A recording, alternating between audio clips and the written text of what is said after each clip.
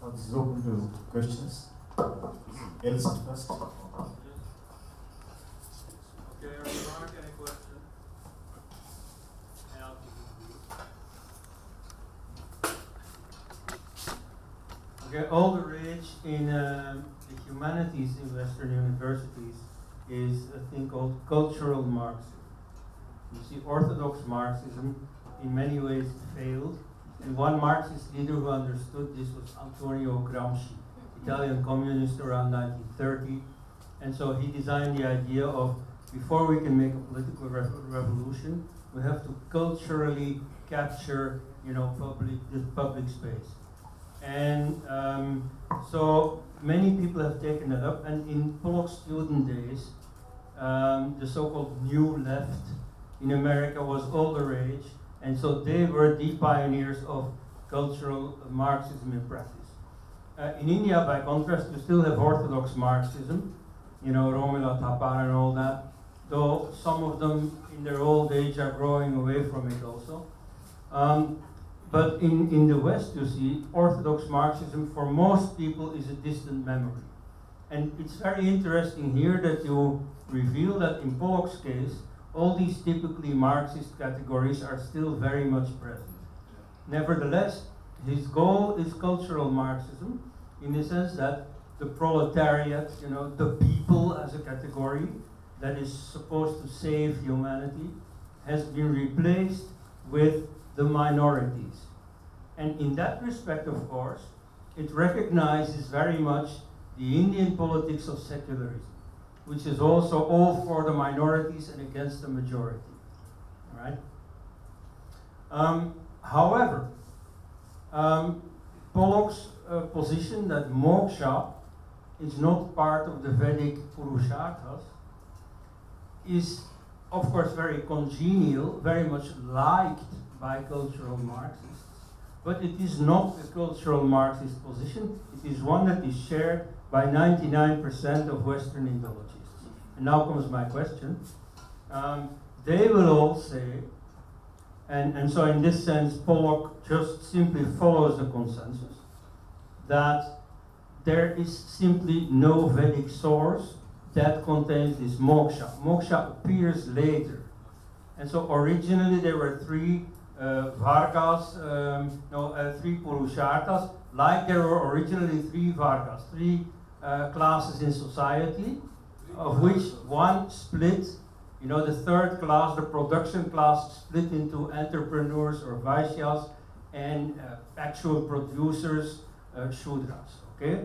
Just like in the West, the French Revolution was of the third estate of the bourgeoisie, but then after the revolution, that class split into two, the bourgeoisie, the owners, and the actual producers, laborers, okay? So similarly, there were only three goals of life, and a fourth one was added later. Now, for many Hindus, this will sound like cursing. I don't know how many of them are present here, but you see on social media and so on, I get scolded a lot when I dare to say that the contents of Vedic religion as attested in the Veda Samhitas was different from present day Hinduism. And yet, you see, it certainly was. Like you see, for instance, in the example I gave earlier about caste. You see, the caste system has a history. The caste system was first not there within the Rig Vedic memory. In the family books, it's just not there. Then in the 10th book, it becomes present as a concept, but not yet as a social reality. Then it becomes patrilinear in the fatherly line. And then later it becomes endogamous, in the sense that husband and wife had to belong to the same caste. And that's the situation until the 20th century. Now, you see very many Hindus say, oh, but the Vedas, they justify our caste system. Whereas in reality, the Vedic system was very different from the historical caste system. So similarly, the concept of moksha, you see, was very prominent in later Hinduism, but in the Vedas, it was not yet there. Or can you prove the contrary? Okay, I understand. That is why I concluded my last statement with proposal of a text which can put both sides together as inseparable, the paramarthic and I didn't ask just to include moksha or explain it in because it is the source of system. But so far as Sanskrit knowledge system is concerned, Sanskrit is concerned, we have to put the whole Sanskrit, not half of it. Put the Atma away, the rest is dead body. So just to remain alive, it is necessary to put both Atma and the body. Thank you. I'm afraid the extent of Veda, when you say, you are restricting your observation only to the Samhita. Yeah, that's used in Western Indo-Europe. Yeah. When they speak of the Vedas. But when you say Veda includes up to I know Upanishad. that's problem, yes. So to say that Veda cannot support Purusharja is not tenable. Veda is up to Upanishad. And that is why it is called Vedanta. So at the end part of the Veda. And hence I think it's not tenable. But one thing I wanted to know, and this is information I want. It's a good suggestion that you have given. We should have a separate this thing for this. In some of your series, you can put this very nice. You have very clearly demonstrated that is the paradigm on which he is arguing everything. It's very clear. Has any Marxist responded to this? I am working on it. I have not given any concrete. Because you are from the same this thing. You have fully acquainted with their tradition of Marxism. What I started with the language of God. I started taking back the thought process, right? After finding out this, I just changed my paper. I submitted another paper, and later on when I found it, I changed my paper. Okay, I will say something else. I'm just collecting those portions where Pollock has not referred anywhere to Marx or Marxist literature. But what I'm doing, I'm just collecting the quotations or portions from the Pollock. It confirms another case of dishonesty. Yeah, and compatible or where we can find one-to-one correspondence with the Marxist literature, Marxist analysis. I'm just compiling those, and we will put both sides.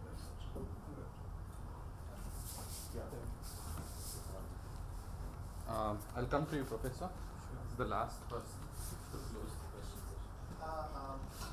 My understanding of Pollock is that he's not differentiating Paramarthic and Vyavaharik, and that's why I feel that he's honest about him not being a strict Marxist reading of our scripture. He never says that he is a Marxist.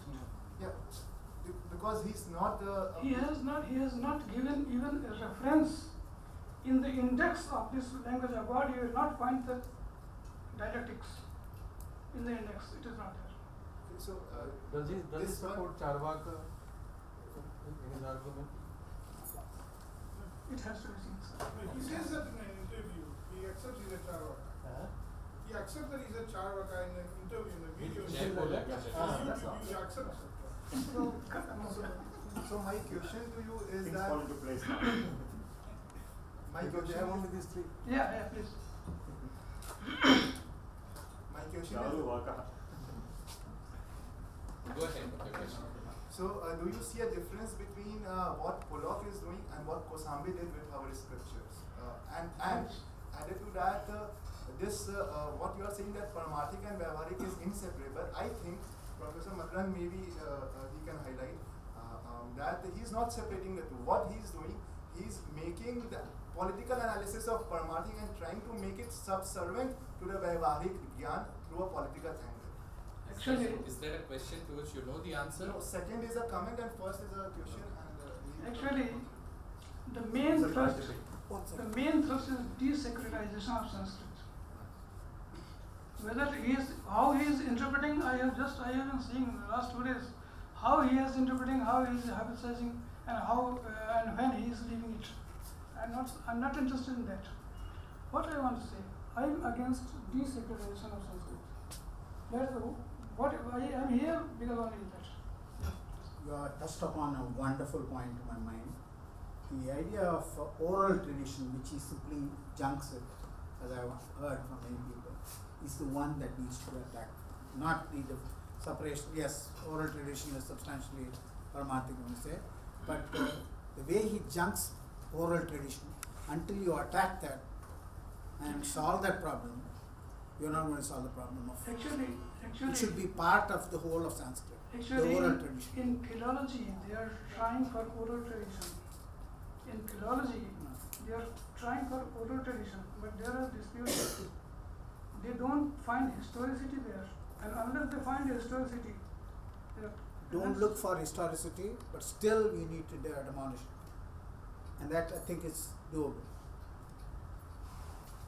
Yes. Okay, on the doable note, I'll go to the last question. Because it's eternal. You know, we had an earlier paper today where it was shown through quotations that Pollock's strategy is to discourage historicizing. And you're saying that he's following a historical methodology. In fact, if you read your marks carefully, the paradigm that you have outlined from primitive mode of production, feudalism and so on, he says you don't have that in India. He calls it Asiatic mode of production. Yeah. So I'm not sure that the basic premise of your paper that he's a Prachina Marxist is really sustainable. In fact, I don't find really any evidence except some general stuff that nothing is sacred. But everybody believes that. He's not the only one. You know, post Nietzsche and so forth, the entire enterprise is secular. So there's always the metaphysical is, to say something is metaphysical is actually to banish it from the realm of academic discourse. In analytic philosophy, Wittgenstein and others have said that metaphysical concepts are not in the proper domain of philosophy because they can neither be proven nor disproved. So I don't think that, basically the methodology that you employ, saying that he's a hidden Marxist and all that, first of all, I don't think it's sustainable. Secondly, there are some general, which we pointed out even today, that the general or sort of overall similarities is that the legitimation for his political philology comes by an appeal to the good of the people. That is a kind of Marxian move without defining who these people are. Actually, sir, sorry for interruption. Actually, my presentation is half presented. No, half or full. No. Not the point. The second part, actually, two parts are there. One was Paramarthik and logic, and second was the discrimination, the contradiction. Contradiction part is very important, and most of the analysis which he is doing is from the contradiction part. I'm not saying that, just leave it. We just. This contradiction, dialectical materialism, and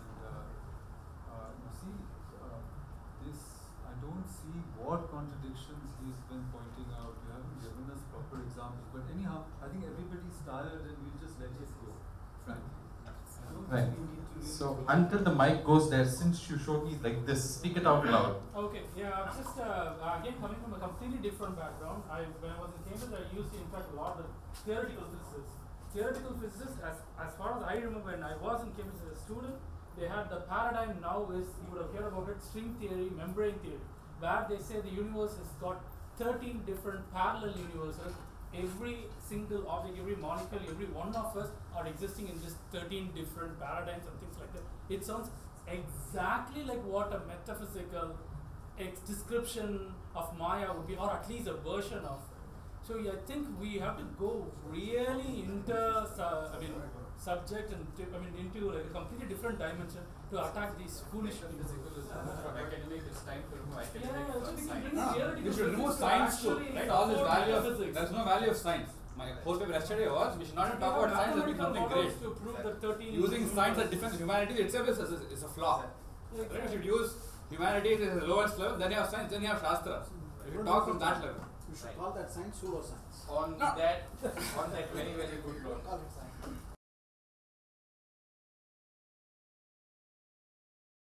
say a few formal words by way of conclusion of this session. Mr. Sati Shankar is an economist and a strategist, and he has tried to find out parallelisms between the approach of Pollock and Marxism. So he has tried to produce very many evidences for the same, and he has given his strategy to demolish Pollockism, and he has called for the production of evidence, to show that the Paramarthika and the Vyavaharika are the two sides of the same coin, and two, that Sanskrit is the Devavani. In fact, even in the columns of Bharatiya Vidyut Parishad, there have been issues that are discussed regarding the divinity of Sanskrit as a Devavani. Mr. Elst pointed out the issues with cultural Marxism, and he sought to present the common Western view that the concept of moksha is not in the Vedas. But I think a different reading by Anandakumar Swami is equally valid. He has his own strong grounds to present the value of moksha as available in the Vedic literature. In fact, his writing called Spiritual Authority and Temporal Power in the Indian Theory of Government, he shows how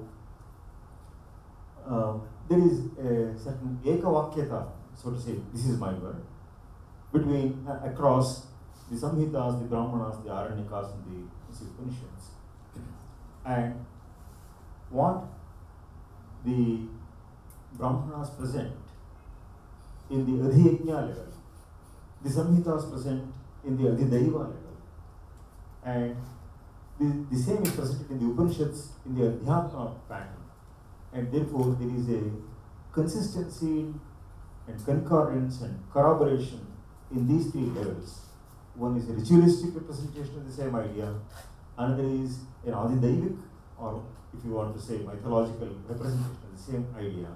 And things are stated even in the Upanishads. See, they are stated not exactly very plainly everywhere, because even the Upanishads assert Paroksha Priyavai Devaha, and they go to the extent of even saying Pratyaksha Vishaha even. So rather than resorting to the Pratyaksha method, the Upanishads adopt what he calls the analogical method, the Paroksha method. And therefore, it is a bit difficult to accept Mr. L's statement that the concept of moksha is not the Veda, but the word moksha may not occur in the Veda as such, that can be accepted, but it's equivalent concepts, so that they can be perhaps stressed to the Vedas. So, anyhow, the communists have always sought to wreck the constitution from within, and this work of sabotage they have very consistently been doing, especially in the Indian context. The communist dream was that ultimately, upon the realization of the summum bonum of communism, the government will be their way. And they have tried to equate it with the statement in the Mahabharata, Nadandyo nacha dandikaha, narajyam nacha rajasit, nadandyo nacha dandikaha. So, dharmena eva praja sarve rakshanti sma parasparam. So, they have tried to equate that with this. But the fortunate tragedy was communism itself withered away in its own land of birth. So, though it's still having its hold in China, and there are many votaries of the same in India, most unfortunately, especially in the media, the communists entered into a pact with Nehru. They said, we will support your government from outside, but we want one department for ourselves. So they said, we want education. And NCERT was completely under their control and grips, and therefore they spoiled the entire education system. they out Macaulay, and they see indoctrinated their ideas into the education system itself, and that is the reason we have thousands and thousands of people who are unconsciously supporting communism without knowing how it is a big plot and a fraud on our history. Even the kinds of Dalit movements that we are witnessing today, as they have been very well brought out in Rajiv Malhotra's Breaking India, they're all offshoots of the Christian propaganda. For Christians, the main enemy was, in Hinduism, the main enemy was the Brahmanas. So the Brahmins must somehow be destroyed. We find accounts, for example, as early as, early 18th century, of Westerners coming to India as travelers, who have recorded that even if the Brahmin be the poorest of the poor, even the richest Vaishya would fall at his feet, would show his respect to him. And there is no person on the earth who can be respected the more. So, for the West, it was the rich man who had to be honored. As they say, money is honey, little Sonny. The rich man's joke is always funny. That is not the case in our country. The Brahmana was venerated for his utter devotion to knowledge, the intellectual and spiritual pursuits. I gave the quotation yesterday, as Patanjali said, Brahmanena Nishkarana Vedaha Sasradango Adhyayaha Jnayascha. So this was the high level of spiritual pursuit that the Brahmins generally had. There could be exceptions here and there. And Brahmins were generally poor. So this they wanted to destroy. See, Buddhism could be easily destroyed. Not so Brahminism or Hinduism in general. Why? That is because the intellectual portion of Buddhism was much concentrated in the viharas. So that's where the intellectual Buddhists stayed. And once those viharas were destroyed, the good deal of support for the lay was lost. And they were at a loss.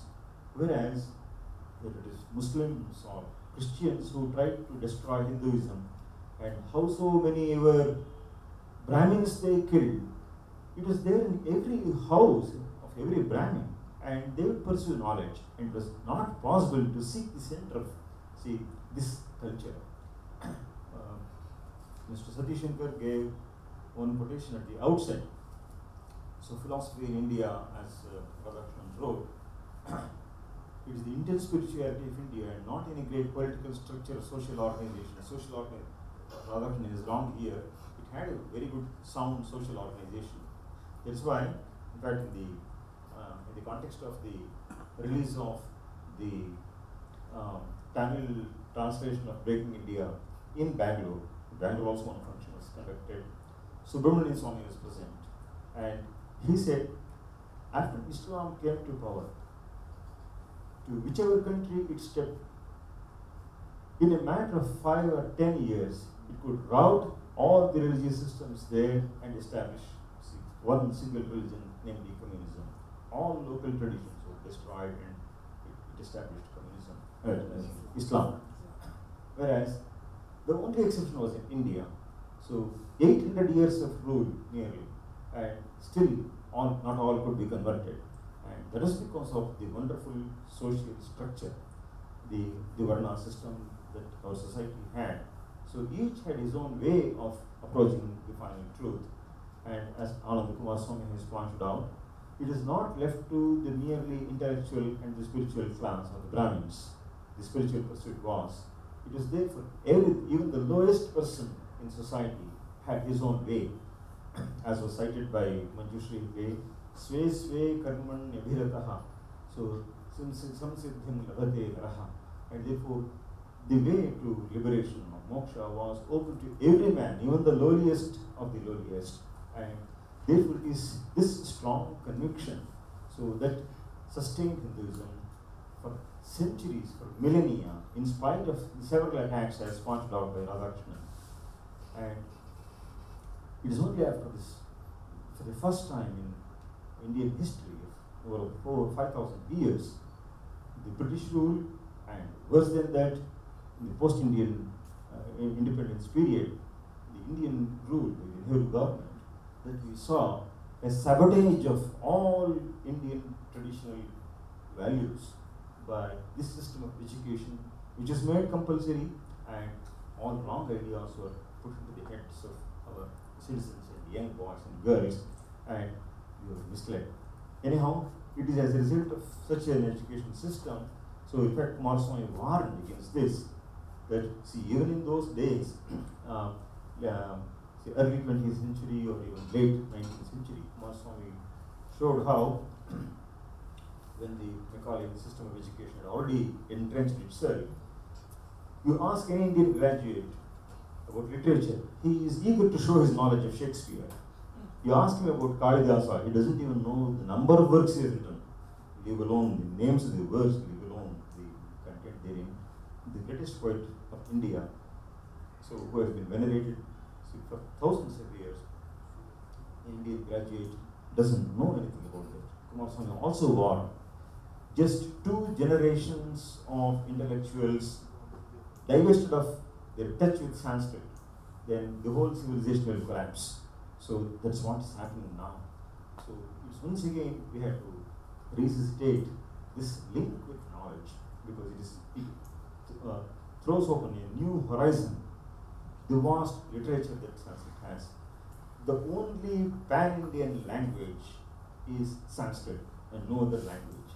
And as Pollock himself has pointed out, in fact much more than what others have done, it is a pan-Asian language almost, in what's called areal linguistics, so study of, say, linguistic areas.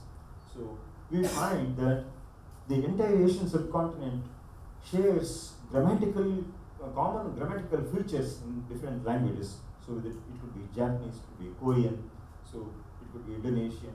So all these share same grammatical structure and a good deal of vocabulary too.